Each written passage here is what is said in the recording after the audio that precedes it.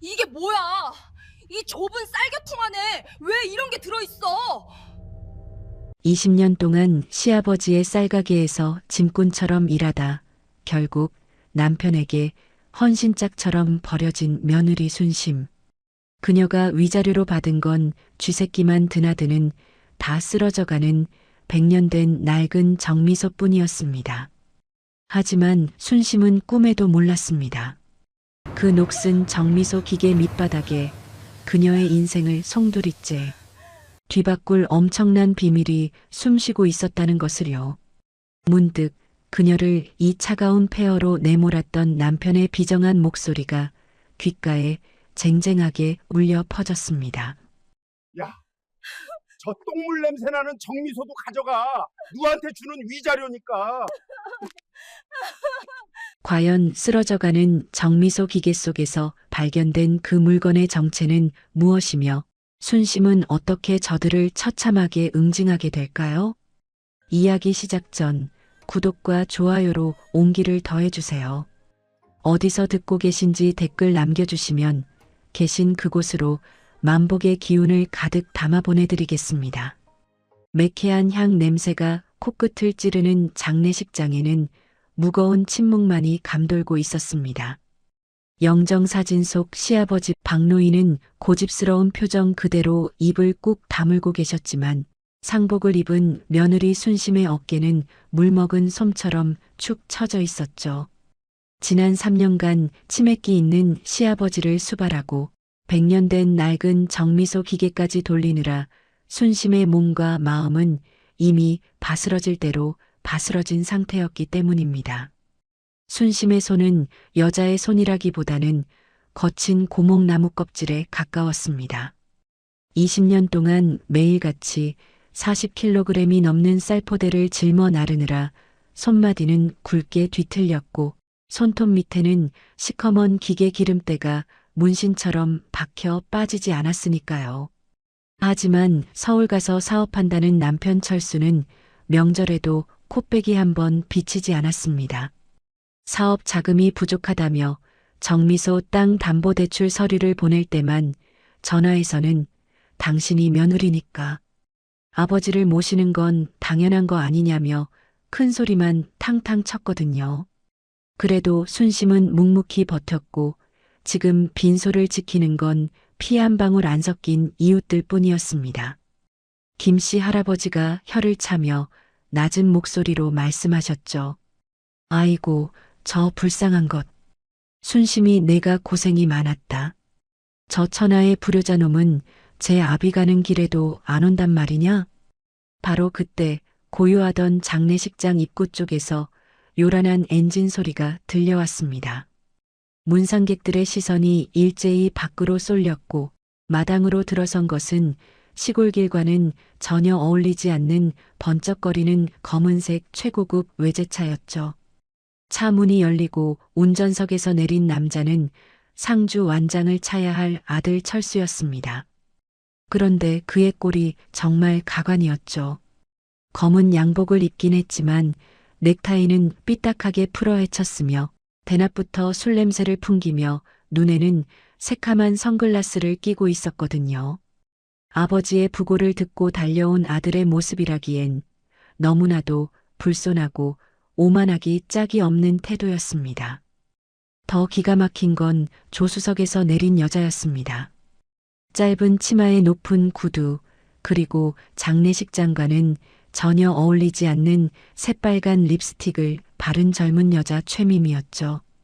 그녀는 주위 시선은 아랑곳하지 않고 철수의 팔에 찰싹 달라붙어 콧노래를 흥얼거리고 있었습니다. 그녀의 손톱은 화려한 보석이 박힌 네일아트로 번쩍거렸고 이는 기름때 낀 순심의 상처투성이 손과 너무나도 잔인하게 대비되는 모습이라 보는 이들의 공분을 사기에 충분했습니다. 적막하던 빈소 마당에 또각또각 날카로운 하이힐 굽소리가 불경스럽게 울려 퍼졌습니다. 마치 시상식 레드카펫이라도 걷는 듯 당당하게 팔짱을 끼고 걸어오는 두 사람의 뻔뻔한 모습에 문상객들은 기가 차다는 듯 혀를 쯧쯧 찼죠. 순심은 멍하니 그들을 바라보다가 남편의 팔에 매달린 여자가 누구인지 본능적으로 직감하고는 가슴이 철렁 내려앉았습니다. 묵직하고 구수한 육개장 냄새가 감돌던 장례식장의 공기를 미미가 뿌린 머리가 아플 정도로 진한 싸구려 향수 냄새가 이질적으로 덮쳐오기 시작했거든요. 철수는 상주라는 본분도 잊은 채 조문객들에게 인사는커녕 빈소 입구에 침을 퇴뱉고 건들거리며 들어왔습니다.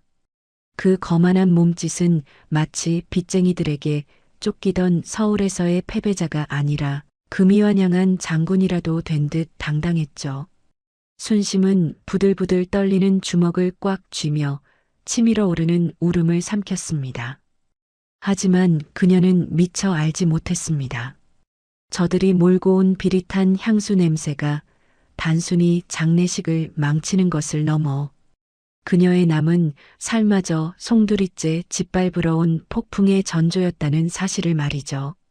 철수의 팔짱을 끼고 빈소 안으로 들어선 미미는 들어오자마자 미간을 잔뜩 찌푸리며 요란스럽게 코를 틀어막았습니다.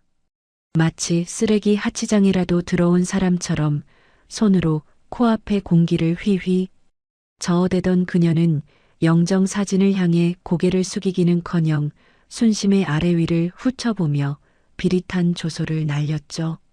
3년 동안 병수발과 정미소일로 낡아버린 순심의 개량한 복과 땀에 젖어 헝클어진 머리카락을 보며 더럽다는 듯 몸을 비틀었거든요. 그녀의 태도에는 상주를 위로하러 온 조문객의 예의는 조금도 찾아볼 수 없었고 오로지 이 구질구질한 시골 장례식장에 대한 혐오감만이 가득했습니다. 순심이 떨리는 목소리로 남편을 부르려 입을 떼기도 전이었습니다. 미미가 날카로운 목소리로 순심의 말을 싹둑 잘라버렸죠. 어머 오빠, 이 아줌마가 형님이야? 세상에, 난 무슨 식모인 줄 알았네. 그녀는 순심의 앞으로 한 발자국 다가오더니 들으라는 듯 큰 소리로 결정적인 한마디를 내뱉었습니다. 아줌마, 냄새 안 맡아봐요? 몸에서 퀴퀴한 썩은 쌀겨 냄새가 진동을 하네. 아무리 시골이라도 좀 씻고는 살아야지 비위상에서 어디 옆에 서 있기나 하겠어? 그 말은 순심의 가슴에 비수처럼 꽂혔습니다. 지난 20년간 가족을 위해 쌀겨와 먼지를 뒤집었으며 일해온 그녀의 훈장이 저 낯선 여자에게는 그저 토할 것 같은 악취로 치부되었기 때문이죠. 하지만 남편 철수는 아내를 감싸기는커녕 오히려 미미의 허리를 감싸 안으며 맞장구를 쳤습니다. 야, 미미야. 내가 이해해라. 원래 총구석 여편네들이 다 그렇지 뭐. 나도 이 냄새가 지긋지긋해서 서울로 뜬 거 아니냐. 철수는 순심에게 눈길 한번 주지 않은 채 신발을 신은 채로 빈소 마루 끝에 털썩 걸터 앉았거든요. 철수의 만행은 거기서 끝이 아니었습니다. 그는 아버지의 영정 사진을 삐딱하게 올려다보며 향을 피우거나 절을 하기는커녕 주머니에서 담배를 꺼내 입에 물었죠. 영감님, 결국 가셨네. 진작 가실 것이지 뭐하러 그렇게 질기게 버티셨대? 덕분에 나만 서울에서 왔다 갔다 귀찮게 됐잖아. 그 모습을 지켜보던 마을 어른들과 조문객들의 얼굴이 울그락불그락해졌습니다. 자식된 도리로 슬퍼하지는 못할 망정, 돌아가신 아버지 면전에 대고 저주를 퍼붓는 패륜적인 언사에 장례식장 분위기는 순식간에 얼어붙고 말았으니까요. 참다 못한 옆집 김씨 할아버지가 지팡이로 바닥을 쾅 내리치며 호통을 쳤습니다. 이 천하의 호로자식 같으니라고. 내 놈이 사람이냐? 내 아비가 너를 어떻게 키웠는데 감히 영정 앞에서 담배를 물어? 당장 그 담배 끄고 내 처한테 사과하지 못해? 김노인의 서슬퍼런 고함에 다른 조문객들도 맞아 저런 짐승만도 못한 놈 이라며 웅성거리기 시작했죠. 보통 사람이라면 부끄러워 고개를 숙였겠지만 철수는 오히려 콧방귀를 뀌며 김 노인을 쏘아보았거든요. 아이고, 동네 노인네들 할 일도 없나 보네. 남의 집안일에 감나라, 배나라 하지 말고 육개장이나 드시고 가죠. 철수는 김 노인의 훈계를 파리 쫓듯 손짓으로 무시해버리더니 품 안에서 두툼한 서류 봉투 하나를 꺼내 순심의 무릎 앞으로 툭 던졌습니다. 바닥에 떨어진 서류 봉투 위로 재산 분할 및 이혼 합의서라는 글자가 선명하게 찍혀 있었죠. 과연 아버지의 장례식장에서 아내에게 이혼 서류를 던진 이 비정한 남자는 대체 순심에게 어떤 잔혹하고 터무니없는 조건을 내걸려고 작정한 것일까요? 순심은 바들바들 떨리는 손으로 바닥에 널브러진 서류 봉투를 집어들었습니다. 봉투 속에서 나온 종이에는 눈을 의심케 하는 내용이 적혀 있었는데 위자료 지급란에 적힌 숫자는 동그라미 하나, 바로 0원이었거든요. 기가 막혀 말을 잇지 못하는 순심을 내려다보며 철수는 마치 선심이라도 쓴다는 듯 비릿한 웃음을 흘리고 있었죠. 20년 세월을 바친 대가가 고작 종이 한 장이라는 사실에 순심의 가슴은 억장이 무너져 내렸습니다. 야, 강순심. 똑똑히 들어. 너한테 줄 현금은 10원 한 장도 없다. 나도 지금 서울에서 사업하느라 자금 융통이 얼마나 빡빡한 줄 알아? 아버지가 남긴 빚이나 안 떠넘기는 걸 다행으로 알라고. 철수는 적반하장으로 큰 소리를 치며 순심의 마지막 남은 자존심마저 짓밟았습니다. 그는 아내의 헌신 따위는 안중에도 없었고 오로지 자기 주머니에서 돈이 나가는 것만 아까워하는 수전노에 불과했으니까요. 대신 철수는 주머니에서 꼬깃꼬깃한 등기 권리증 하나를 꺼내 순심의 면전에 흔들어댔습니다. 그것은 바로 쥐새끼들만 우글거리는 다 쓰러져가는 100년 된 낡은 정미소 건물이었죠. 얘딱 이거나 가져라. 개발도 안 되는 똥땅이라 팔리지도 않는 흉물인데 너한테 위자료로 넘겨줄 테니 고마운 줄 알아. 그는 마치 쓰레기를 처분하듯 등기 권리증을 바닥에 내동댕이 쳤거든요. 그 모습을 지켜보던 미미가 깔깔거리며 철수의 팔을 툭 쳤습니다. 어머, 오빠도 참. 저런 귀신 나올 것 같은 흉가를 위자료라고 주는 거야? 나 같으면 무서워서 줘도 안 갔겠다. 딱 저 아줌마 수준에 맞는 쓰레기장이네, 뭐. 그녀는 손으로 코를 막는 신용을 하며 순심과 낡은 정미소를 싸잡아 조롱하기 바빴죠. 두 사람에게 정미소는 그저 골치 아픈 폐기물일 뿐이었습니다. 순심의 눈에서 기어이 참았던 눈물이 뚝뚝 떨어져 내렸습니다. 당장이라도 저 뻔뻔한 낯짝에 소금을 뿌리고 싶었지만 그녀에게는 법을 따질 돈도 변호사를 살 능력도 없었으니까요. 이대로 버티다간 정말 빈털터리로 쫓겨날지도 모른다는 두려움이 엄습했고 결국 그녀는 입술을 깨물며 치욕스러움을 견디고 도장을 꺼낼 수밖에 없었습니다. 소란스러운 장례식장 구석에서 이 모든 광경을 지켜보는 남자가 있었습니다. 쌀 배달 트럭 기사 태진이었죠. 그는 평소 순심이 얼마나 성실하게 시아버지를 모셨는지 누구보다 잘 알고 있었기에 터질 듯한 분노를 억누르며 주먹을 꽉 쥐고 있었습니다. 하지만 남의 가정사에 섣불리 끼어들 수 없어 그저 안타까운 눈빛으로 순심을 바라볼 뿐이었거든요. 철수는 순심이 도장을 찍기가 무섭게 서류를 획 낚아채더니 혹시라도 마음이 바뀔까봐 서둘러 차 시동을 걸었습니다. 자, 이제 볼일 다 끝났으니까 우린 간다. 나중에 쌀 없다고 손 벌리지 말고 그 잘난 정미소 껴안고 천년만년 잘 살아봐라. 그는 마지막까지 비아냥거리는 것을 잊지 않고 미미를 태운 채 흙먼지를 일으키며 요란하게 장례식장을 빠져나갔죠. 남겨진 것은 매캐한 자동차 매연과 바닥에 덩그러니 떨어진 낡은 정미소 등기 권리증뿐이었습니다. 홀로 남은 순심은 다리에 힘이 풀려 쓰러지듯 정미소 바닥에 주저앉고 말았습니다. 차가운 흙바닥의 냉기가 온몸으로 전해졌지만 갈기갈기 찢어진 마음의 상처보다는 덜 아팠으니까요. 하지만 그때까지만 해도 아무도 몰랐습니다. 철수가 쓰레기처럼 던져준 그 낡은 정미소가 사실은 순심을 대한민국 최고의 부자로 만들어줄 거대한 반전의 열쇠였다는 사실을 말이죠. 장례식이 모두 끝나고 썰물처럼 사람들이 빠져나간 정미소에는 뼛속까지 시린 적막감만이 감돌고 있었습니다.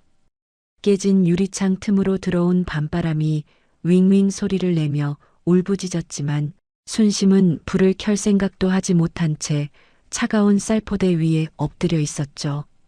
위자료 한 푼 없이 쫓겨났다는 비참함보다 당장 내일 끼니를 걱정해야 하는 현실이 그녀를 더 춥고 떨리게 만들었거든요. 어둠이 짙어질수록 백년 묵은 낡은 정미소의 민낯은 더욱 처참하게 다가왔습니다. 천장 구석에서는 굶주린 쥐들이 나무 기둥을 갈가대는 소리가 사각사각 소름 끼치게 들려왔고 바닥에서 올라오는 퀴퀴한 곰팡이 냄새는 코를 찔렀으니까요. 이곳은 사람이 살 집이라기보다는 거대한 기계들의 무덤 같았고 순심은 마치 산채로 무덤 속에 갇힌 듯한 공포감에 몸서리쳐야 했습니다. 남편이 왜 이곳을 똥물 냄새나는 곳이라며 침을 뱉었는지 알 것 같아 그녀는 더욱 비참해진 마음으로 무릎을 끌어안았죠. 아이고, 내 팔자야. 내가 이러려고 그 모진 세월을 버텼나? 순심의 입에서 터져나온 탄식은 허공으로 힘없이 흩어졌습니다. 20년 동안 남편 뒷바라지하고 시아버지 병수발을 들며 청춘을 다 바쳤는데 돌아온 건 쥐새끼들만 드나드는 이 쓰러져가는 흉가뿐이라는 사실이 믿기지 않았으니까요. 거친 손으로 바닥을 치며 통곡해봐도 대답해주는 건 천장에서 뚝뚝 떨어지는 빗물 소리뿐이었습니다. 바로 그때 삐그덕거리는 낡은 미닫이 문이 열리며 따스한 온기가 훅 밀려들어왔습니다. 동네 부녀회장님과 이웃들이 양손 가득 쟁반을 들고 찾아온 것이었죠. 순심아, 밥은 먹고 울어야지. 산 사람은 살아야 할 거 아니냐. 투박하지만 정이 듬뿍 담긴 목소리에 순심은 멍하니 고개를 들 수밖에 없었거든요. 쟁반 위에는 갓 지은 하얀 쌀밥과 구수한 시래기 된장국, 그리고 볶은 김치가 놓여 있었습니다. 김이 모락모락 피어오르는 따뜻한 국. 한 그릇은 얼어붙었던 정미소 안을 순식간에 구수한 사람 사는 냄새로 가득 채웠죠. 남편도 버린 자신을 위해 차려준 이웃들의 투박한 밥상을 보자 말라버린 줄 알았던 눈물이 다시금 왈칵 쏟아졌습니다. 평생 가족을 위해 밥상을 차리기만 했지. 정작 자신이 이렇게 따뜻한 대접을 받아본 적이 언제였던가 기억조차 나지 않았기 때문입니다. 순심은 떨리는 손으로 숟가락을 들어 국물을 한 모금 삼켰습니다. 뜨거운 된장 국물이 식도를 타고 내려가 차갑게 굳어있던 위장을 데우자 죽어있던 삶의 감각이 서서히 되살아나는 듯 했죠. 철수와 미미가 던진 모욕적인 말들은 이 따뜻한 국물 앞에서 눈 녹듯 사라졌고 그 빈자리를 살아야겠다는 본능적인 욕구가 채우기 시작했거든요. 그녀는 입안 가득 밥을 밀어넣으며 다짐했습니다. 이까지 시련에 무너지지 않고 반드시 보란듯이 살아남아 놈들의 코를 납작하게 해주겠다고 말이죠. 어서 먹어. 죽으란 법은 없다. 내가 보란듯이 잘 살아야 저놈들이 땅을 치고 후회하지. 이웃들의 응원에 힘입어 순심은 이를 악물고 국물 한 방울 남기지 않고 밥그릇을 싹싹 비워냈습니다. 배가 차오르자 서러움은 가라앉고 뱃속 깊은 곳에서 뜨거운 오기가 화산처럼 치솟는 것을 느꼈으니까요. 다음 날 새벽 순심은 퉁퉁 부은 눈을 비비며 자리를 털고 일어났습니다.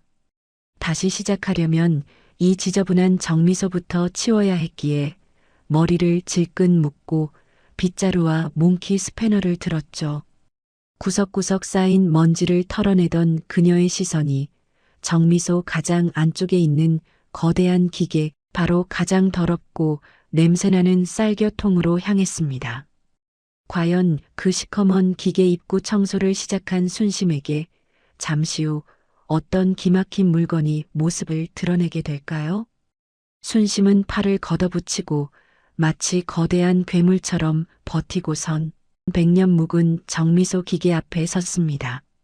사람의 손길이 닿지 않아 구석구석 거미줄이 쳐져 있었고 기계 틈새마다 묵은 먼지가 솜니불처럼 두껍게 내려앉아 있었죠. 당장이라도 도망치고 싶을 만큼 막막한 광경이었지만 순심은 머리끈을 질끈 동여매며 마음을 다잡았습니다. 여기서 물러서면 정말 갈 곳 없는 신세가 된다는 절박함이 그녀의 등을 떠밀었으니까요. 청소는 생각보다 훨씬 고된 작업이었습니다. 빗자루질 한 번에 매캐한 먼지 구름이 폭발하듯 피어올라 순심은 연신 콜록거리며 눈물을 찔끔 흘려야 했거든요. 마스크도 없이 옷소매로 코를 막아가며 기계를 닦아냈지만 찌든 기름때는 껌딱지처럼 들러붙어 좀처럼 벗겨지지 않았습니다. 하지만 순심은 땀범벅이 된 얼굴을 닦을 새도 없이 묵묵히 걸레질을 멈추지 않고 계속해 나갔죠. 한참을 씨름하던 순심의 손길이 닿은 곳은 기계의 가장 깊숙한 곳, 바로 벼의 껍질이 분리되어 나오는 쌀겨 통 배출구였습니다.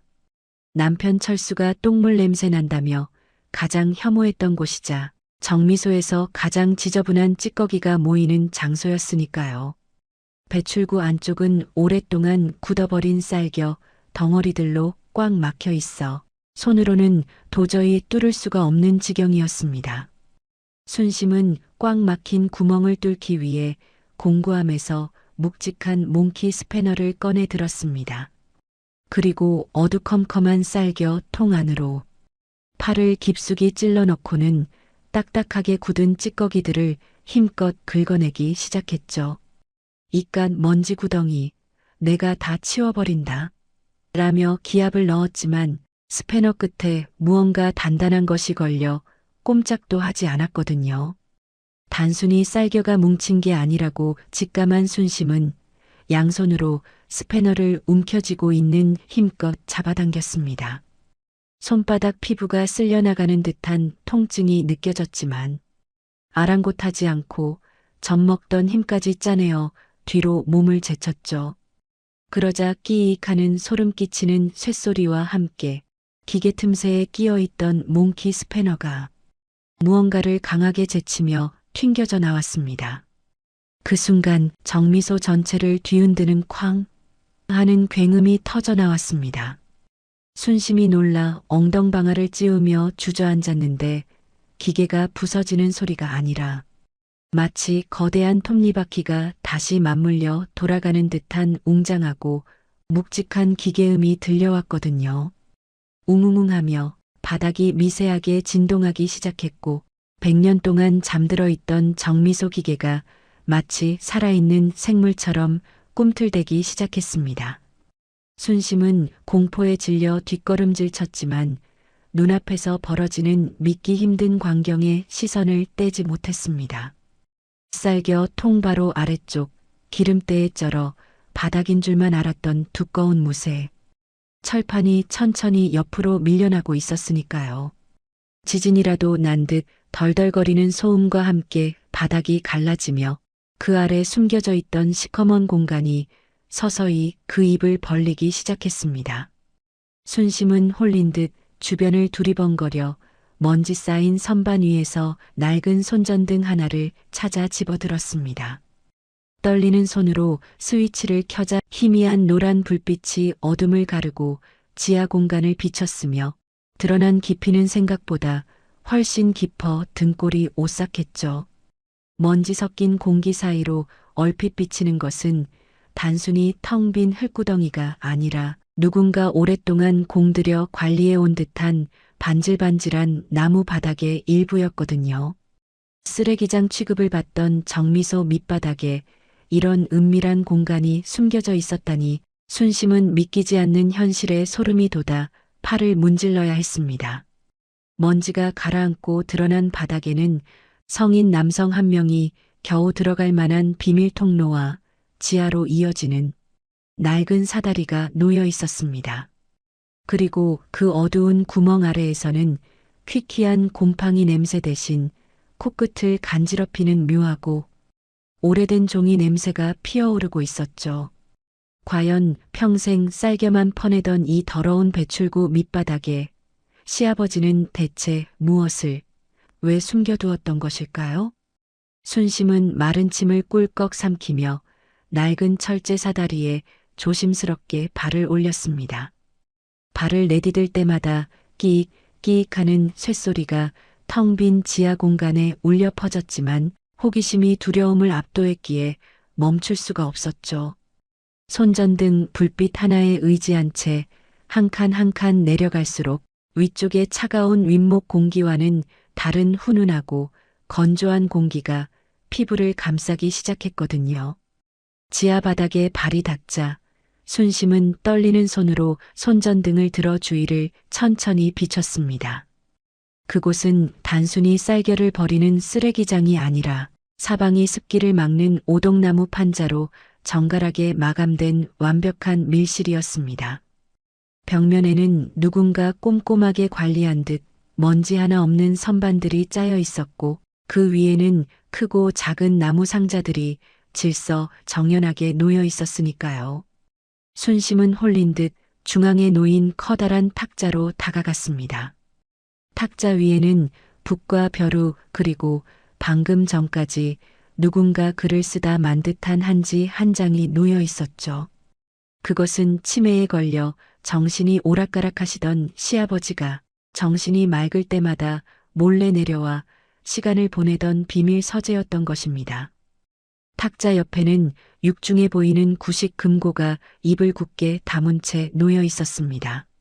하지만 순심이 기계 장치를 작동시킨 덕분인지 금고 문은 이미 잠금이 해제된 상태로 살짝 열려 있었거든요. 순심은 심장이 터질 것 같은 긴장감을 느끼며 무거운 금고 문을 양손으로 잡아당겨 활짝 열어젖혔습니다. 그 순간 손전등 불빛이 금고 안을 비추자 순심은 헉 하고 숨을 들이켜며 뒷걸음질 쳤습니다. 어둠 속에서도 눈이 부실 정도로 번쩍거리는 황금빛 물결이 시야를 가득 메웠기 때문이죠. 그것은 금도금된 장식품 따위가 아니라 묵직한 중량감이 느껴지는 진짜 순금 골드바 덩어리들이었습니다. 순심은 믿기지 않는 광경에 다리에 힘이 풀려 그 자리에 주저앉고 말았습니다. 떨리는 손을 뻗어 차가운 금괴 하나를 집어들었는데 묵직하게 손목을 짓누르는 그 무게감이 이것이 꿈이 아님을 말해주고 있었거든요. 평생 쌀포대만 나르던 거친 손에 난생 처음 쥐어보는 황금. 덩어리의 감촉은 너무나도 이질적이고 충격적이었습니다. 금고 안에는 금괴뿐만이 아니었습니다. 금괴 더미 옆에는 누렇게 빛바랜 서류 봉투들이 차곡차곡 쌓여 있었죠. 순심은 금괴를 내려놓고 떨리는 손으로 봉투 하나를 집어들었습니다. 봉투 겉면에는 무기명 채권과 토지 문서라는 글자가 선명하게 박혀 있었으니까요. 봉투를 열어 내용을 확인하던 순심의 눈동자가 지진이 난 듯 흔들렸습니다. 그곳에는 영이 셀 수도 없이 많이 찍힌 거액의 국채와 서울 노른자위 땅 문서들이 가득 들어 있었거든요. 대충 어림짐작으로 계산해봐도 수십억, 아니 100억 원은 좋게 넘을 법한 천문학적인 액수였습니다. 이게 다 뭐란 말인가. 순심의 입술이 파르르 떨렸습니다. 남편 철수가 사업 자금이 없다며 정미소를 담보로 대출받으려 할 때도 시아버지는 이 엄청난 재산을 숨기고 묵묵부답으로 일관하셨던 것이죠. 도대체 왜 아들에게조차 이 사실을 숨기고 쥐새끼들만 드나드는 쌀겨 통 밑에 이 엄청난 유산을 감춰두셨던 걸까요? 혼란스러운 순심의 눈에 금고 가장 안쪽에 놓인 하얀 편지 봉투 하나가 들어왔습니다. 봉투 겉면에는 삐뚤빼뚤한 글씨체로 내 며느리 순심이에게라고 적혀 있었죠. 철수도 미미도 아닌 바로 자신의 이름이 적혀 있는 것을 보자 순심의 가슴이 철렁 내려앉았습니다. 그녀는 조심스럽게 편지를 뜯어 읽어 내려갔습니다. 사랑하는 아가, 내가 이 글을 읽고 있다면 나는 이미 세상에 없겠구나. 내 정신이 온전할 때 너에게만 남기는 글이다. 시아버지의 목소리가 귓가에 들리는 듯해 순심의 눈시울이 순식간에 붉어졌거든요. 내 아들놈 철수는 돈 냄새를 맡으면 짐승으로 변할 놈이다. 그놈에게 이 재산을 주면 도박과 유흥으로 탕진하고 조강지처인 너를 헌신짝처럼 버릴 것이 뻔해 내가 숨겨두었다. 편지 구절구절마다 며느리를 향한 시아버지의 애틋한 진심과 아들을 믿지 못하는 비통한 심정이 절절하게 묻어나고 있었으니까요. 이 정미소와 지아의 모든 것은 오직 너의 것이다. 고생만 시켜 미안하구나. 부디 이 돈으로 보란 듯이 떵떵거리고 살거라. 내 며느리가 되어줘서 고마웠다. 편지의 마지막 문장을 읽는 순간 순심은 편지를 가슴에 품고 바닥에 엎드려 오열했습니다. 위자료 한 푼 못 받고 버림받은 줄 알았는데 시아버지는 치매와 싸우는 와중에도 오직 며느리의 앞날만을 걱정하며 이 거대한 방패를 준비해 두셨던 것이죠. 순심은 편지 봉투 안에서 툭 떨어진 낡은 사진 한 장을 주워들었습니다. 10년 전 고된 시집살이에 지쳐 마루에 앉아 졸고 있던 자신에게 시아버지가 몰래 담요를 덮어주던 그 순간이 찍힌 빛바랜 사진이었죠. 사진 뒷면에는 내 딸 같은 며느리, 고맙고 미안하다라는 글귀가 적혀 있었는데 이를 본 순간 순심은 시아버지가 정신을 놓은 순간에도 마음속 깊은 곳에서는 며느리에 대한 고마움을 단 한순간도 잊지 않으셨다는 사실을 사무치게 깨달았습니다. 그녀는 흐르는 눈물을 닦아내고 결연한 표정으로 금고 문을 다시 닫았습니다. 하지만 그녀의 가슴 속에는 이미 100억 원이라는 돈보다 더 값진 시아버지의 사랑과 신뢰가 든든한 갑옷처럼 입혀진 상태였거든요. 이제 더 이상 그녀는 쌀겨 냄새나는 촌부도 남편에게 버림받은 비련의 여주인공도 아니었습니다. 이 막대한 유산은 단순한 재물이 아니라 지난 20년간 무시당하며 살아온 그녀의 인생을 보상받고 놈들을 단죄할 정의의 칼자루가 되어줄 테니까요. 순심은 한참을 목 놓아 울다가 천천히 고개를 들었습니다. 눈물 젖은 그녀의 눈빛은 더 이상 버림받은 여인의 패배감이 아닌 서늘하고 단호한 복수의 불꽃으로 타오르고 있었거든요. 그녀는 시아버지의 유산인 금괴를 꽉 쥐며 차가운 미소를 지었습니다. 과연 100억 자산가로 다시 태어난 순심은 자신을 헌신짝처럼 버린 전남편 철수와 상간녀 미미에게 어떤 통쾌한 참교육을 시작하게 될까요? 지하 창고에서 다시 지상으로 올라온 순심의 손에는 묵직한 서류 봉투와 금괴 하나가 들려 있었습니다. 밖은 어느새 동이 터오고 있었는데 정미소 깨진 창틈으로 스며드는 새벽빛이 마치 순심의 새로운 인생을 축복하는 서치라이트처럼 비치고 있었죠. 밤새 흘린 눈물은 말라붙어 뻣뻣했지만 그녀의 눈동자만큼은 그 어느 때보다 맑고 강인하게 빛나고 있었거든요. 하지만 당장 이 엄청난 재산을 어떻게 처리해야 할지 막막함이 앞섰습니다. 촌부인 자신이 금괴를 들고 은행에 갔다가는 의심을 받기 십상이고 혹시라도 철수가 알게 되면 소송을 걸어올 게 뻔했으니까요. 고민하던 순심은 금고 안에서 발견했던 명함 한 장을 꺼내 들었습니다. 거기에는 법무법인 태산, 대표 변호사, 마동수라는 이름과 함께 문제가 생기면 밤낮 없이 연락해라는 시아버지의 메모가 적혀 있었거든요. 순심은 떨리는 손으로 명함에 적힌 번호를 눌렀습니다. 신호가 가기가 무섭게 중후한 목소리의 남자가 전화를 받았고 순심이 자신의 이름을 밝히자마자 수화기 너머에서는 비명에 가까운 탄성이 들려왔죠. 사모님, 드디어 연락을 주셨군요. 회장님께서 돌아가신 뒤 오매불망 기다리고 있었습니다. 지금 당장 모시러 가겠습니다. 상대방은 마치 순심이 연락하기만을 기다렸다는 듯 즉각적인 반응을 보였습니다.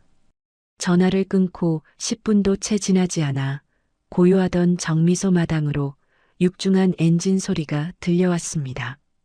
철수가 타고 왔던 외제차와는 비교도 안 될 만큼 거대하고 위압적인 검은색 최고급 리무진이 먼지를 일으키며 들어섰거든요. 차가 멈추자 검은 정장을 입은 건장한 경호원들이 도열했고 뒷좌석에서는 백발이 성성하지만 눈빛이 형형한 노신사가 내렸습니다. 그는 바로 국내 최고의 로펌 대표이자 정직의 거물들도 함부로 대하지 못한다는 마동수 변호사였습니다. 그런 거물이 흙바닥에 무릎을 꿇고 순심에게 절을 올리는 기막힌 광경이 펼쳐졌죠. 아가씨, 아니 사모님, 늦게 찾아뵈어 송구합니다. 박 회장님의 유언 집행을 맡은 마동수입니다. 그는 순심을 마치 여왕처럼 극진히 모시며 고개를 조아렸으니까요. 순심은 얼떨떨한 표정으로 그를 일으켜 세웠습니다. 회장님이라니요? 아버님은 그저 평생 정미소에서 쌀이나 찢던 분이셨는데요. 그녀의 물음에 마 변호사는 빙그레 웃으며 시아버지의 놀라운 정체를 털어놓기 시작했거든요. 시아버지는 단순히 시골 노인이 아니라 과거 대한민국 곡물 시장을 주름잡고 명동 사채 시장까지 움직였던 전설적인 현금 왕박 노인이었던 것입니다. 회장님께서는 돈의 무서움을 누구보다 잘 아셨기에 말년에는 모든 신분을 감추고 이곳 정미소로 숨어드셨죠. 특히 아드님이 돈 때문에 망가지는 걸 원치 않으셔서 철저히 가난한 척 연기하며 지켜보셨던 겁니다. 마 변호사의 설명에 순심은 입을 다물지 못했습니다. 시아버지가 치매에 걸린 척했던 것도 며느리인 자신의 인내심과 인성을 시험하기 위한 마지막 관문이었다는 사실을 알게 되었으니까요. 그리고 회장님께서는 유언장에 단서 조항을 하나 다셨습니다. 내 아들이 조강지처를 벌이는 순간 모든 재산은 며느리 강순심에게 상속된다라고 말이죠. 마 변호사가 건넨 유언장 사본에는 철수가 이혼 도장을 찍는 즉시 효력이 발생하는 법적 장치가 완벽하게 마련되어 있었습니다. 결국 철수는 자기 손으로 복을 걷어차고 순심에게 100억 날개를 달아준 꼴이 된 셈이었거든요.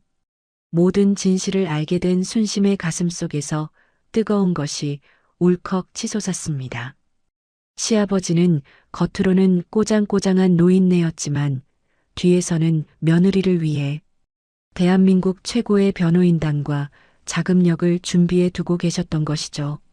마 변호사님, 저를 도와주세요. 아버님의 유산 헛되이 쓰지 않겠습니다. 그리고 제 인생을 짓밟은 그 사람들에게도 똑같이 되돌려주고 싶어요. 순심의 목소리에는 서리빨 같은 결기가 서려 있었습니다. 마 변호사는 만족스러운 미소를 지으며 고개를 끄덕였습니다. 물론입니다. 저는 회장님의 유지를 받들어 사모님의 칼과 방패가 될 것입니다. 자, 우선 이 옷부터 갈아입으시죠. 전장에 나가려면 갑옷부터 챙겨 입으셔야 하지 않겠습니까? 그는 준비해온 최고급 의상과 구두가 담긴 쇼핑백들을 순심에게 내밀었거든요. 잠시 후 정미소 문이 열리고 걸어 나온 순심의 모습은 이전과는 180도 달라져 있었습니다. 기름때 묻은 개량 한복은 온데간데였고 세련된 검은색 정장과 하이힐을 신은 그녀에게서 재벌가 사모님 못지않은 우아함과 카리스마가 뿜어져 나왔으니까요. 거울 속에 비친 낯선 자신의 모습을 보며 순심은 주먹을 꽉 쥐었습니다. 더 이상 쌀겨 냄새나는 순심은 없었고 오직 복수의 화신만이 존재할 뿐이었죠. 마 변호사가 리무진 뒷문을 열며 정중하게 물었습니다. 사모님, 첫 번째 목적지는 어디로 모실까요? 원하시는 곳은 어디든, 원하시는 것은 무엇이든 말씀만 하십시오. 순심은 차에 올라타며 차가운 미소를 지었습니다. 그녀의 머릿속에는 이미 철수와 미미가 샴페인을 터뜨리고 있을 그곳이 선명하게 그려지고 있었거든요. 과연 전설의 회장님을 등에 업은 순심이 가장 먼저 찾아가 철수의 숨통을 조여버릴 첫 번째 타겟은 어디가 될까요? 한편 서울 강남의 화려한 네온사인이 번쩍이는 최고급 룸살롱에서는 샴페인 잔 부딪히는 소리가 요란하게 울려 퍼지고 있었습니다. 철수와 미미는 최고급 양주를 테이블 가득 깔아놓고 승리감에 도취해 비틀거리고 있었죠. 알턴 이 같았던 조강지처 순심을 땡전 한 푼 안 주고 내쫓았다는 사실이 그들에게는 로또 당첨보다 더 짜릿한 쾌감이었거든요. 오빠, 진짜 속이 다 시원하다. 그 퀴퀴한 쌀겨 냄새나는 아줌마, 지금쯤 그 귀신 나오는 정미소에서 질질 짜고 있겠지? 미미가 철수의 품에 안기며 코웃음을 쳤습니다. 그녀는 순심이 느낄 절망과 공포를 상상하는 것만으로도 희열을 느끼는 듯 잔인한 미소를 지으며 술잔을 비워냈으니까요. 그녀에게 순심은 그저 자신들의 사랑을 방해하던 걸림돌이자 짓밟아도 되는 하찮은 존재일 뿐이었습니다. 철수 역시 거만한 표정으로 담배 연기를 길게 내뿜으며 맞장구를 쳤습니다. 당연하지. 그 멍청한 여자가 뭘 알겠어? 위자료 대신 그 똥땅을 받은 걸 감지덕지해야지. 거기 개발도 안 되는 맹지라 팔지도 못하고 세금만 왕창 나올 거다. 그는 자신이 얼마나 알뜰하게 아내를 등쳐먹었는지 자랑하며 킬킬거렸거든요. 하지만 철수의 속사정은 그가 떠벌리는 허세와는 달리 그리 여유롭지 못했습니다. 아버지가 남긴 현금이 꽤 될 줄 알고 기대했지만 10원 한 장 없었고 무리하게 벌인 사업은 자금난으로 부도 직전이었기 때문이죠. 사실 순심을 내쫓은 것도 빨리 이혼하고 미미 집안의 재력을 빌려 급한 불을 꺼보려는 얄팍한 계산이 깔려 있었거든요. 그 사실을 알 리 없는 미미는 철수의 지갑이 화수분인 줄로만 알고 더 큰 욕심을 부리기 시작했습니다. 오빠, 나 이번에 이혼 기념 선물로 그동안 받았던 명품 가방 사줘. 백화점 VVIP 라운지에 딱 하나 들어왔다는데 그거 들고 동창회 나가서 기 좀 살려줘. 그녀는 철수의 팔을 흔들며 애교를 부렸고 철수는 식은땀을 흘리면서도 자존심 때문에 고개를 끄덕일 수밖에 없었죠. 다음 날 오후 두 사람은 백화점 명품관으로 향했습니다. 미미는 매장에 들어서자마자 직원들을 하인 부리듯 하며 이것저것 꺼내오라고 소란을 피웠습니다. 이거 신상 맞죠? 제일 비싼 걸로 가져와 봐요. 우리 오빠가 능력남이라 가격표 같은 건 안 보거든요.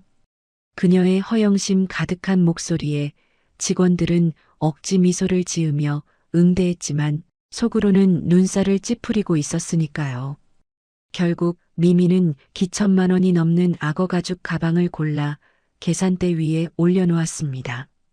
철수는 떨리는 손으로 법인 카드를 내밀었지만 잠시 후 돌아온 직원의 대답은 청천벽력과도 같았죠.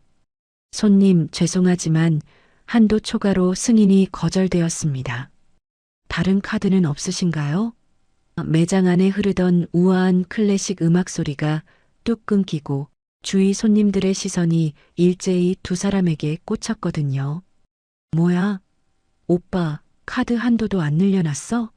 쪽팔리게 이게 무슨 꼴이야?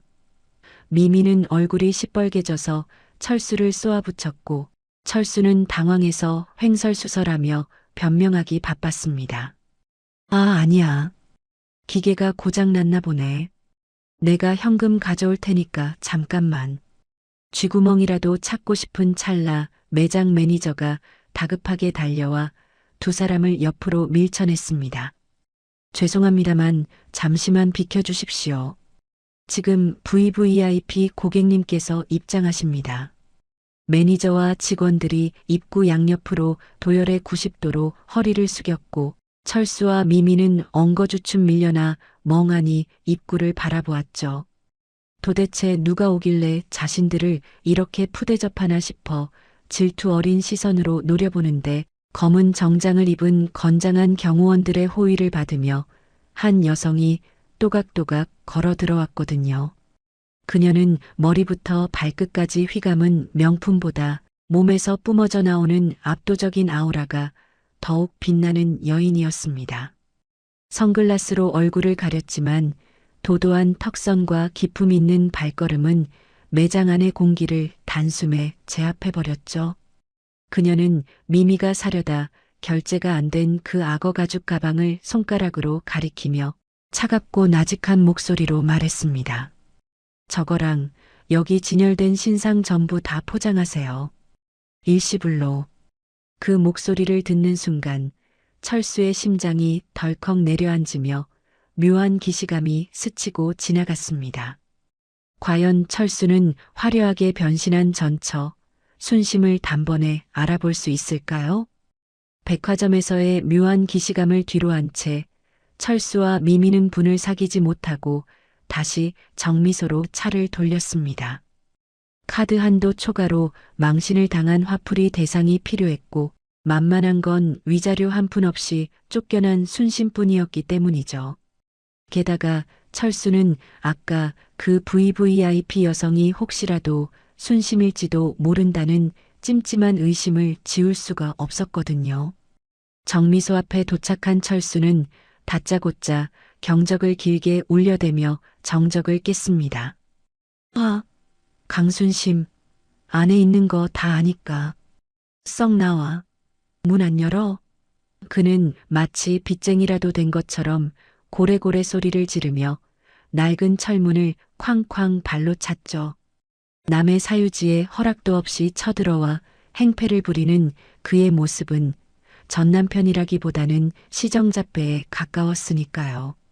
미미 역시 차 창문을 내리고 껌을 짝짝 씹으며 거들었습니다. 아줌마, 우리 오빠가 할 말 있대요. 그리고 아까 백화점에서 본 그 여자, 아줌마 맞지? 돈 한 푼 없다더니 어디서 훔치기라도 한 거야? 그녀는 근거 없는 도둑 취급을 하며 순심의 속을 벅벅 긁어댔습니다. 두 사람은 순심이 예전처럼 겁을 먹고 벌벌 떨며 나올 것이라 믿어 의심치 않았거든요.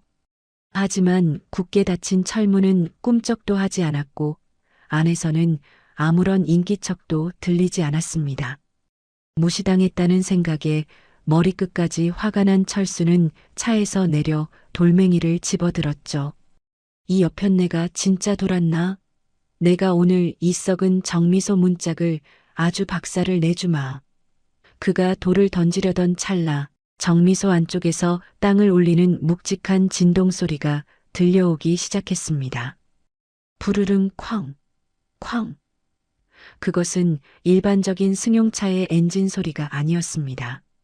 마치 거대한 맹수가 포효하는 듯한 굉음은 점점 가까워졌고 낡은 철문이 덜덜 떨릴 정도로 강력한 진동이 전해졌으니까요. 철수와 미미가 당황하여 멈칫하는 사이 녹슬어 뻑뻑하던 정미소 대문이 굉음과 함께 양옆으로 활짝 열렸거든요. 그리고 흙먼지 사이로 모습을 드러낸 것은 순심이 아니었습니다. 바로 집채만 한 크기의 시뻘건 대형 트랙터가 거대한 바퀴를 굴리며 철수의 외제차 코앞까지 돌진해 나왔죠. 압도적인 크기의 트랙터 앞부분에 달린 뾰족한 로더짐 싣는 장비가 철수의 눈앞에서 위협적으로 번쩍였습니다. 철수는 기겁을 하며 뒤로 나자빠졌고 차 안에 있던 미미는 비명을 지르며 고개를 숙였습니다. 트랙터 운전석 문이 열리고 선글라스를 낀 순심이 도도하게 그들을 내려다보았거든요. 그녀는 작업복 대신 세련된 점프슈트를 입고 있었는데 트랙터 핸들을 잡은 그 모습은 밭을 가는 농부가 아니라 전장을 지휘하는 장군처럼 위풍당당했습니다. 남의 영업장에 와서 웬 행패야? 업무 방해로 경찰 부르기 전에 당장 차 빼. 확성기를 통해 울려 퍼지는 순심의 목소리는 쩌렁쩌렁했습니다. 예전의 기죽은 목소리는 온데간데였고 자신감 넘치다 못해 서늘한 카리스마가 넘쳐 흘렀으니까요. 철수는 엉덩이에 묻은 흙을 털며 벌떡 일어났습니다. 아, 너 미쳤어? 이게 무슨 짓이야? 그리고 너 그 트랙터 뭐야? 돈 없다더니 이거 다 훔친 거지? 그는 여전히 상황 파악을 못하고 삿대질을 해대며 순심을 몰아세웠죠. 하지만 순심은 대답 대신 트랙터의 시동을 더 크게 울리며 기어를 조작했습니다. 내 땅에서 내 돈 주고 산 기계로 밭을 갈든 똥을 치우든 무슨 상관이야. 3초 안에 안 꺼지면 내 그 할부도 안 끝난 똥차 고철 덩어리로 만들어줄 테니까 그런 줄 알아. 순심은 말과 동시에 트랙터의 육중한 로더를 철수의 차 보닛 바로 위까지 쿵 하고 내려찍듯 위협했거든요. 으악, 오빠 차, 내 차. 조수석에 있던 미미가 울먹이며 소리쳤고 철수도 사색이 되어 운전석으로 허겁지겁 뛰어들었습니다. 트랙터의 거대한 타이어가 진짜로 차를 뭉개버릴 기세로 굴러오자 철수는 기어를 후진에 넣고 엑셀을 미친 듯이 밟았죠. 알았어. 간다고. 두고 보자, 강순심. 철수의 차는 허둥지둥 후진하다가 정미소 입구에 돌담을 들이받아 범퍼가 찌그러지고 말았습니다. 콰직하는 소리와 함께 뒷범퍼가 덜렁거리는데도 그들은 뒤도 돌아보지 않고 꽁무니가 빠지게 도망쳤으니까요. 흙먼지를 뒤집어 쓰고 도망가는 꼴불견들을 보며 순심은 선글라스를 살짝 내리고 입꼬리를 올렸습니다. 두고 보긴 뭘 봐. 이제 시작인데. 순심은 도망치는 차를 향해 손을 흔들어주는 여유까지 보였습니다. 트랙터 하나로 빌런들을 쫓아낸 것은 그저 몸풀기에 불과했죠. 과연 순심은 이 트랙터 사건을 신호탄으로 철수의 숨통을 조여올 어떤 치밀하고도 거대한 금융 공격을 준비하고 있을까요? 트랙터 사건으로 혼쭐이 난 철수의 사무실은 그야말로 초상집 분위기였습니다. 빚쟁이들의 독촉 전화는 빗발치고 있었고 회사 자금줄은 꽉 막혀 당장 내일 부도를 걱정해야 할 처지였죠. 하지만 철수의 머릿속은 회사 걱정보다 순심이 몰던 그 거대한 트랙터와 명품으로 도배한 그녀의 모습으로 가득 차 있었거든요. 돈 한 푼 없던 여자가 갑자기 천지개벽을 했다면 이유는 단 하나, 아버지가 정미소 어딘가에 숨겨둔 비자금을 찾은 것이 분명했으니까요. 젠장, 그 돈은 원래 내 거야. 그 여우 같은 게 아버지를 구워 삶아서 가로챈 게 틀림없어. 철수는 억울함에 책상을 쾅 내리치며 이를 갈았습니다. 옆에 있던 미미 역시 거들며 부채질을 했죠. 오빠, 그냥 두면 안 돼. 오늘 밤에 몰래 가서 확인해 보자. 아까 보니까 그 쌀겨 통 주변을 엄청 아끼는 것 같던데 혹시 거기에 금괴라도 숨겨둔 거 아냐? 그녀의 말에 철수의 귀가 번쩍 뜨였거든요. 어둠이 짙게 깔린 야심한 시각, 철수와 미미는 검은색 옷으로 위장하고 정미소 담벼락 아래에 도착했습니다. 마치 첩보 영화라도 찍는 듯 잔뜩 긴장했지만 정작 그들의 꼴은 도둑고양이보다 못했죠. 철수는 녹슨 개구멍을 억지로 비집고 들어가며 뱃살이 껴서 끙끙거렸고, 미미는 거미줄에 걸렸다며 비명을 지르려는 입을 틀어막느라 바빴으니까요. 천신만고 끝에 마당에 진입한 두 사람은 살금살금 기어서 문제에 쌀겨 통 앞으로 다가갔습니다. 거대한 기계 덩어리는 달빛을 받아 흉물스럽게 서 있었지만 탐욕의 눈이 먼 철수에게는 그저 거대한 보물상자로 보일 뿐이었거든요. 미미야, 망 잘 봐. 내가 저 안을 샅샅이 뒤져서 금괴란 금괴는 싹 다 가져올 테니까. 철수는 챙겨온 쇠질의 떼바루를 꺼내 들고 비장하게 쌀겨 통 배출구 뚜껑 틈새를 겨냥했습니다. 하지만 그들은 꿈에도 몰랐습니다. 정미소 지붕 위에 설치된 최첨단 적외선 CCTV가 그들의 일거수일투족을 4K 화질로 생중계하고 있다는 사실을 말이죠.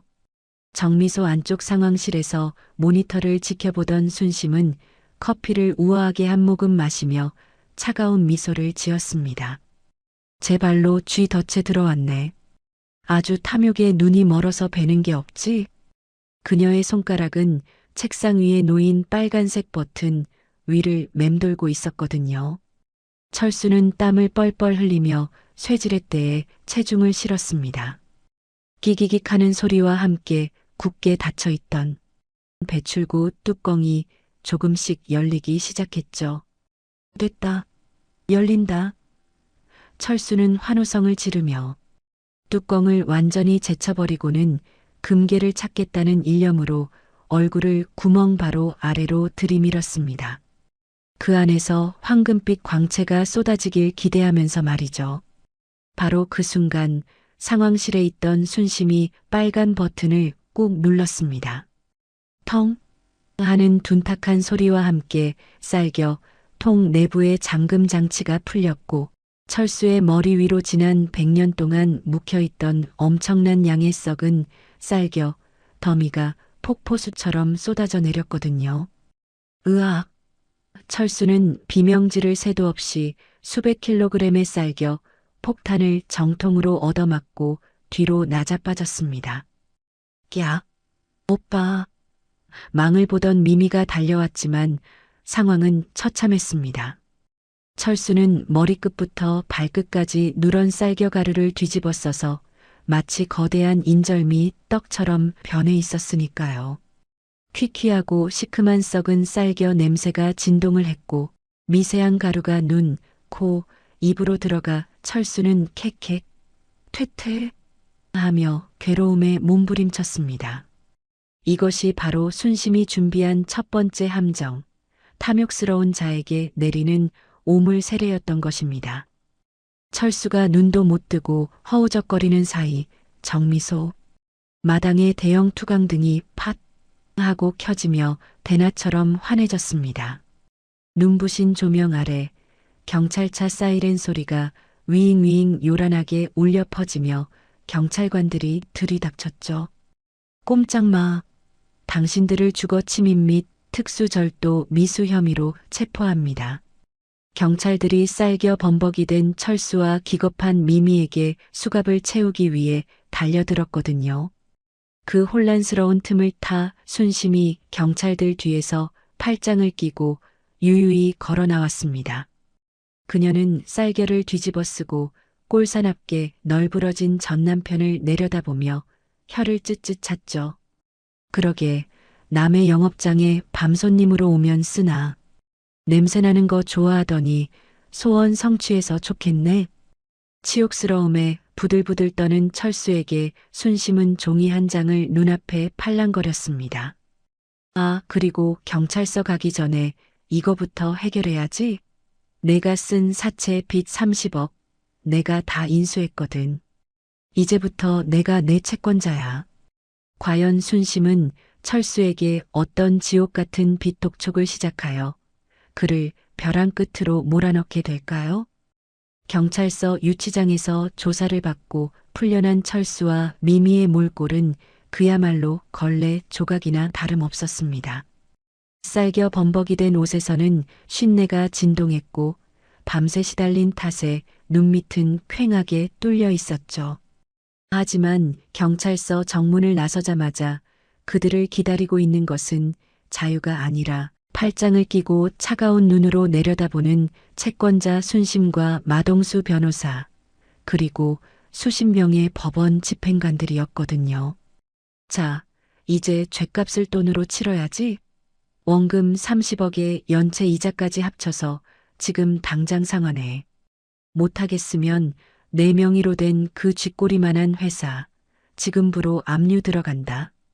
순심의 선전포고와 함께 집행관들이 철수의 차와 소지품에 빨간 딱지를 붙이기 위해 우르르 달려들었습니다. 철수는 사색이 되어 바짓가랑이를 붙잡고 매달렸지만 순심은 더러운 벌레를 보듯 발을 털어냈을 뿐이니까요. 궁지에 몰린 미미가 갑자기 눈을 번뜩이며 주머니에서 스마트폰을 꺼내 들었습니다. 그녀는 팔로워 수십만 명을 거느린 인플루언서 계정으로 라이브 방송을 켜고는 악어의 눈물을 흘리며 피해자 코스프레를 시작했죠. 여러분, 저 좀 도와주세요. 이 악독한 아줌마가 조폭들을 끌고 와서 우리를 협박하고 있어요. 돈 때문에 전 남편을 죽이려 한다고요. 미미의 자극적인 멘트에 순식간에 시청자 수천 명이 접속했고 채팅창에는 순심을 욕하는 글들이 올라오기 시작했습니다. 철수도 이에 질세라 카메라 앞에서 무릎을 꿇고 억울한 척 연기를 펼쳤거든요. 맞습니다. 제가 사업이 좀 어려워졌다고 아버지가 남긴 유산을 독차지하려고 저를 이렇게 벼랑 끝으로 내모는 겁니다. 그들은 여론을 조작해 순심을 사회적으로 매장시키려는 최후의 도박을 건 셈이었습니다. 하지만 순심은 당황하기는커녕 마치 이 순간을 기다렸다는 듯 마 변호사에게 눈짓을 보냈습니다. 그래, 누가 진짜 악마인지 전 국민한테 물어볼까? 마 변호사가 태블릿 PC를 꺼내 미미의 라이브 방송 화면에 또 다른 영상을 송출하도록 해킹 시스템을 가동했죠. 그러자 철수와 미미의 얼굴 대신 장례식장에서 철수가 패륜적인 발언을 하는 영상과 두 사람이 순심을 조롱하며 낄낄거리는 CCTV 영상이 적나라하게 방송되기 시작했거든요. 아줌마 몸에서 썩은 쌀겨 냄새나 라는 미미의 육성과 아버지 영정 사진 앞에서 담배를 피우는 철수의 모습이 송출되자 채팅창의 분위기는 1초 만에 180도 뒤집혔습니다. 와, 인간 쓰레기들이네. 저런 것들이 피해자 코스프레를 해? 강순심 씨 응원합니다. 참교육. 가즈아. 등 분노한 네티즌들의 비난 댓글이 폭포수처럼 쏟아졌으니까요. 아, 안 돼. 이거 꺼. 당장 끄라고. 당황한 미미가 허둥지둥 방송을 종료하려 했지만 이미 손을 쓸 수 없을 만큼 영상은 퍼져나간 뒤였습니다. 엎친 데 덮친 격으로 소문을 듣고 달려온 유튜버들과 구경꾼들이 경찰서 앞으로 몰려와 그들의 추악한 모습을 사방에서 찍어대기 시작했죠.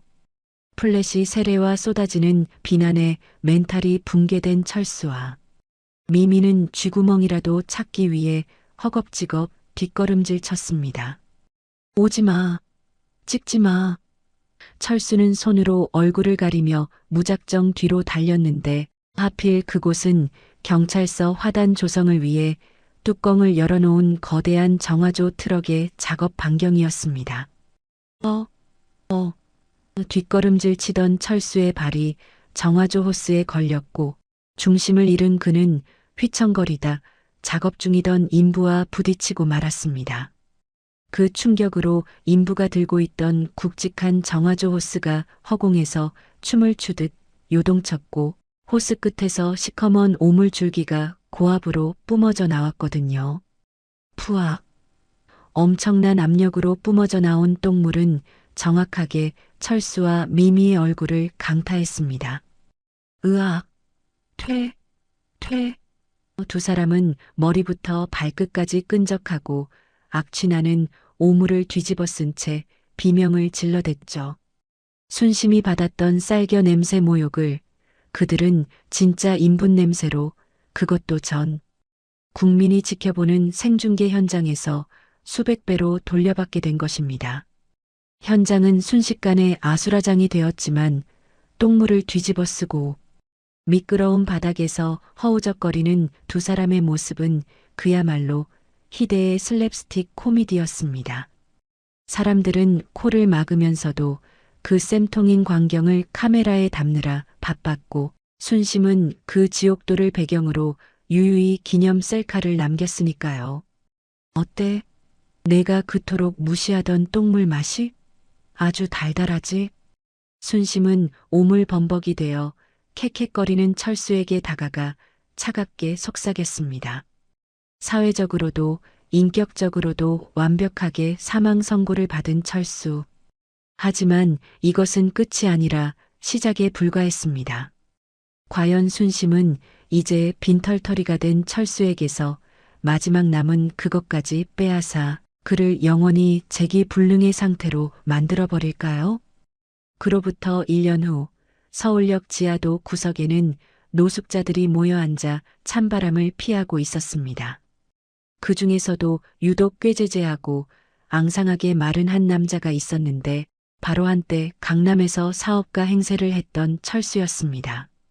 똥물 사건 이후 회사는 부도 처리되었고 사채업자들에게 시달리다 못해 야반도주하여 결국 거리로 나앉게 된 것이죠.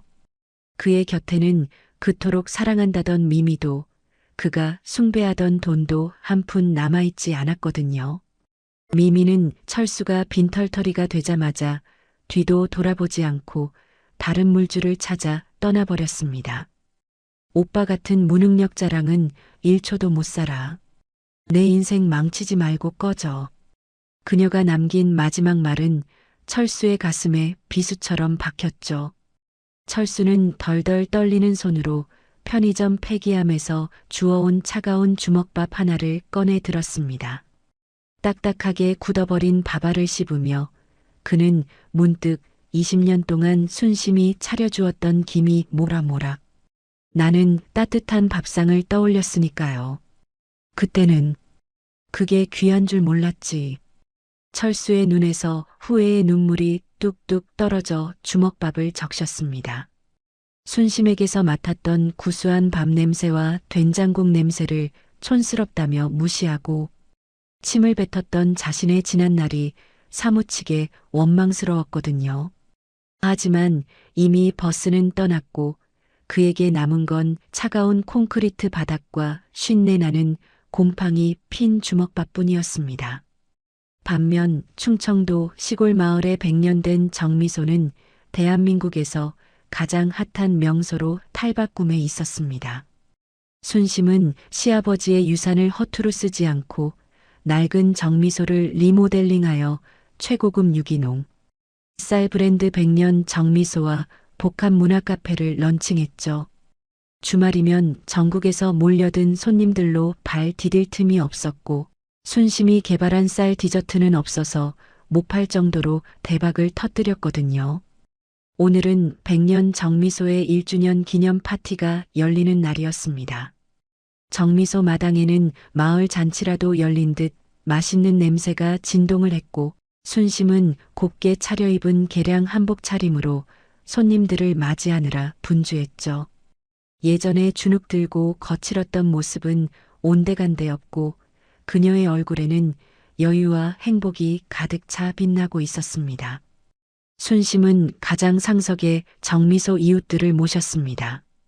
가장 힘들었던 시절 따뜻한 밥 한 끼를 들고 찾아와 살아야 한다며 손을 잡아주었던 그분들이야말로 지금의 자신을 있게 해준 은인들이었으니까요. 회장님, 아니 순심아. 정말 대단하다 대단해. 박영감이 하늘에서 보고 춤을 추겠어.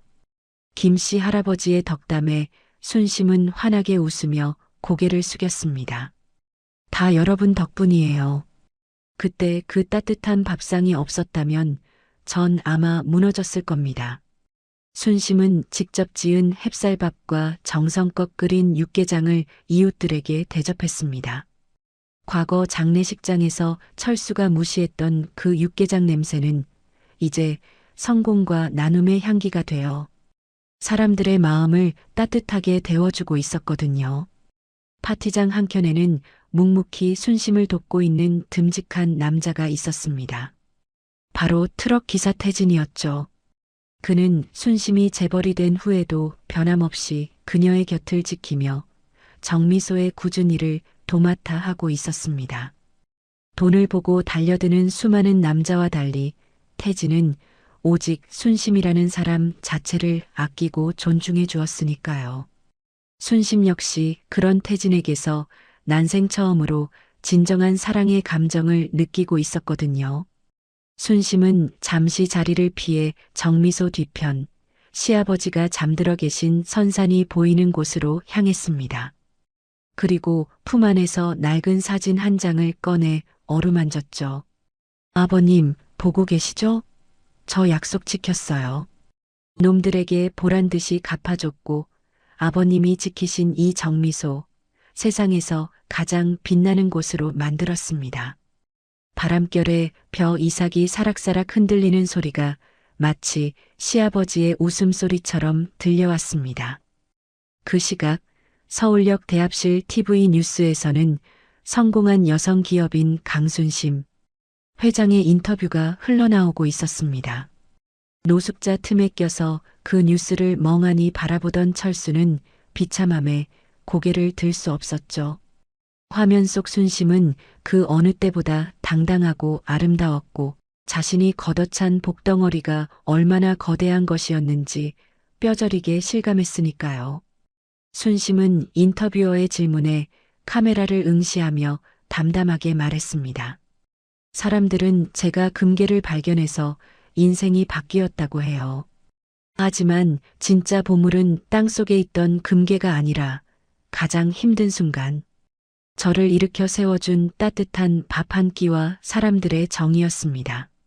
그녀의 말은 전파를 타고 전국으로 퍼져나가 수많은 사람의 가슴을 울렸거든요. 해가 뉘엿뉘엿 지고 파티가 끝난 정미소 마당에는 은은한 조명이 켜졌습니다. 순심은 태진과 나란히 앉아 밤하늘의 별을 올려다보았죠.